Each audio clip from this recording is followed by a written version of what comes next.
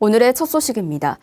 최근 북한의 4차 핵실험과 장거리 로켓 발사에 대한 우리 정부의 조치로 개성공단 전면 중단과 한미 간 사드 배치 논의가 공식화되면서 한반도의 긴장감이 고조되고 있습니다. 이런 가운데 불교계와 시민단체는 악화일로로 치닫고 있는 한국과 북한의 관계를 우려하며 개성공단 중단 결정을 원점에서 재검토하고 평화적 해결 방법을 모색해야 한다는 입장을 밝혔습니다. 임상재 기자의 보도입니다.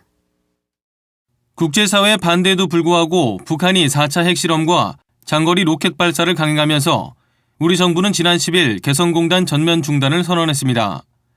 또 이번 주부터 한미 간 사드 배치 논의를 공식화한다는 소식이 전해지면서 한국과 북한의 관계가 급격히 얼어붙고 있습니다. 이런 가운데 불교계와 시민단체가 개성공단 전면 중단 조치를 철회하고 남북 간 대화를 통해 평화적인 방법으로 이번 사태를 해결해야 한다고 촉구했습니다. 불교 시민사회 네트워크는 남북 교류와 화해의 상징인 개성공단 폐쇄를 통해 대북 제재를 강화하려는 정부의 결정에 우려를 표했습니다. 이들은 정부가 개성공단 전면 중단을 선언하면서 한국의 입주 기업인들이 막대한 피해와 고통을 겪고 있다며 이번 중단 결정을 원점에서 재검토해야 한다고 주장했습니다. 이어 대북 제재를 통한 문제 해결보다는 남북 당사자 간 회담과 육자 회담 등 대화와 협력의 방식으로 한반도 정세를 안정시켜야 한다고 밝혔습니다.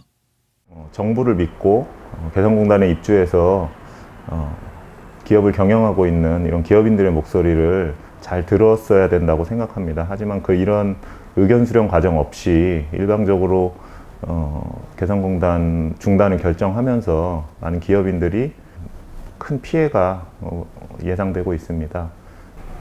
이 평화를 원하는 많은 국민들의 염원을 받아 안아서 이번 개성공단 폐쇄 결정을 전면 재검토를 해주실 것을 간곡히 부탁드리고 싶습니다.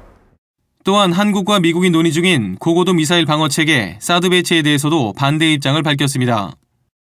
불교 시민사회 네트워크는 사드 배치는 한반도의 긴장감을 고조시켜 전쟁 위험까지 높아질 수 있고 중국을 비롯한 동북아 정세에도 도움이 되지 않을 것이라고 지적했습니다. 사드 배치로 인해서 이 중국과 러시아 등 이웃 나라에서 극렬하게 반대를 하고 있는데요. 해서 사드 배치 때문에 중국에 의한 어떤 역제재 조치가 가해져서 경기 침체까지도 우려된다 하는 지금 전문가들의 목소리도 있습니다. 한편 대한불교청년회 역시 정부의 개성공단 가동 중지 조치 철회를 요구하며 한국과 북한이 조속히 조건 없는 대화의 장을 마련해야 한다고 촉구했습니다. BTN 뉴스 임상재입니다.